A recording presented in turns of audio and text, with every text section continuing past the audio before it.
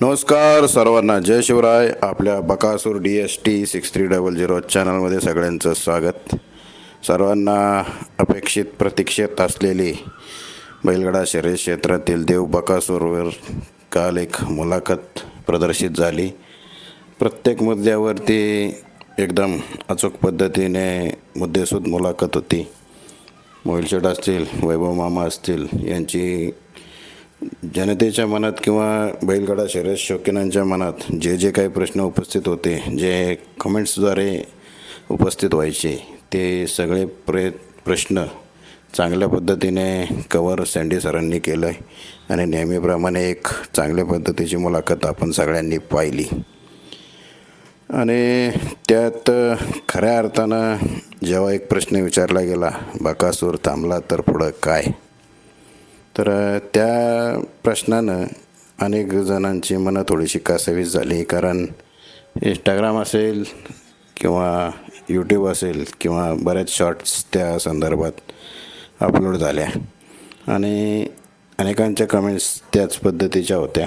कारण बकासूरवर असलेलं प्रेम हे एक जगवेगळं समीकरण आहे. आणि असाच प्रश्न जेव्हा वैभव मामांना विचारला गेला तेव्हा त्यांनी त्यांच्या पद्धतीने चांगलं उत्तर दिलंच. पण तुमच्या मते या प्रश्नाचं उत्तर काय? कारण जेव्हा हा प्रश्न विचारला गेला आणि मी ती मुलाखत पूर्णपणे पाहत होतो आणि खास म्हणजे एकही क्षण स्किप न करता ती मुलाखत 2-3 वेळा पाहिली आणि हाच प्रश्न की या प्रश्नानंच अनेकांच्या कमेंट्स त्या संदर्भातच होत्या. आणि पहिली गोष्ट, या महाराष्ट्राच्या कायम काळजावर राज्य करेल इतकं नाव देव बकासूरनं कमवून ठेवलेलं आहे. त्याच्यासारखा पुन्हा कोणी होणे नाही. आणि सगळ्यांची इच्छा एकच आहे की तो लवकरात लवकर डबल सप्तक हिंद केसरी व्हावा. आणि मी एवढंच म्हणेल की तो परीस आहे. त्याच्या संगतीमध्ये प्रत्येकाने जितकं राहता येईल तितकं राहा. आयुष्य सुंदर आहे आणि त्याची मजा घ्या. आणि बैलगाडा शर्यत क्षेत्रामध्ये बकासूरची जी भूतो भविष्य ती अशी कामगिरी आहे. त्यामुळंच आपण सगळे त्याच्यावरती अमाप प्रेम करत असतो. सोशल मीडिया असेल, सोशल मीडियाचा निकालाचा, गुलालाचा, विजयाचा, रेकॉर्डचा बादशाह असं त्याची ओळख आहे.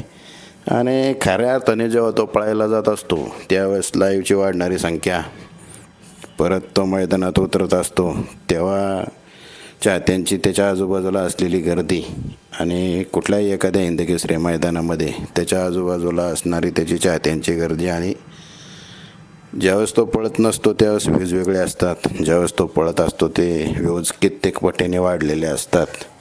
त्यामुळं हे चाहत्यांचं त्याच्यावर असणारं प्रेम, मला जर विचारलं की बकासूर थांबला तर पुढं काय, तर 90% लोकांचं मत आहे, तेच माझं पण मत आहे की ज्यावेळेस देव थांबेल त्यावेळेस एका अर्थाने शर्यत देखील थांबल्यासारखी होईल. कारण आज सोशल मीडियामध्ये बकासूर असेल, मथुर असेल, या 2 नंदींचा खूप मोठ्या प्रमाणामध्ये फॅन क्लब आहे आणि मैदानात देखील तो तितक्याच मोठ्या प्रमाणात पाहायला मिळतो. सोशल मीडियावर देखील तो तितक्याच मोठ्या प्रमाणात पाहायला मिळतो. आणि त्यातूनच त्यांनी जगभरात त्यांच्या मालकांची एक वेगळी छाप, वेगळी ओळख बनवून ठेवलेली आहे.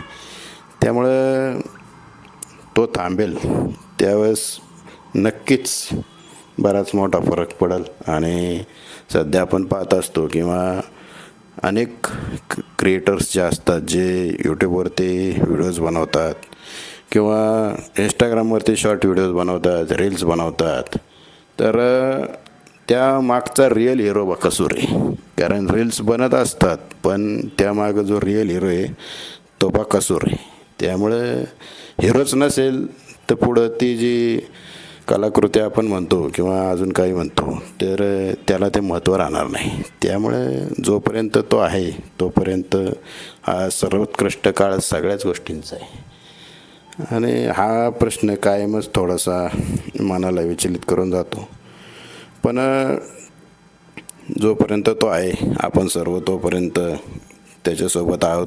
आणि जेव्हा तो पळायचा थांबेल त्यानंतर देखील तितकंच प्रेम आपलं त्याच्यावरती नक्कीच असणार आहे. बैलगाडा शर्यत क्षेत्राचा नाद अनेकांना ज्याने लावला असा तो बकासूर, आणि या संदर्भात कित्येक छान कमेंट्स देखील आल्या.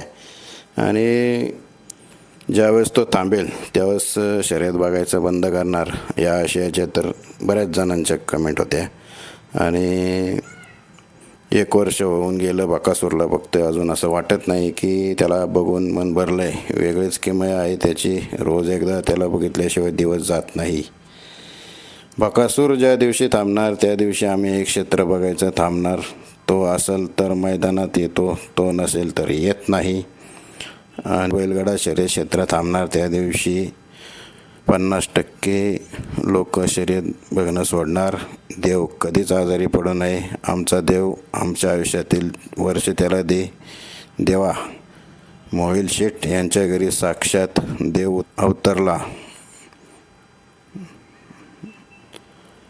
2022 पासून बकासूर बघतोय. एक साधारण बैल ते दैवत्व प्राप्त झालेला नंदी असा त्याचा अविस्मरणीय अनुभव आहे. आणि तेव्हापासून बकासूरचा चाहता असल्याचा खरंच अभिमान आहे. आणि नाद हा बकासूरमुळे लागला. आणि जेव्हा बकासूर मैदानात नसेल तेव्हा मैदानही पाहत नाही.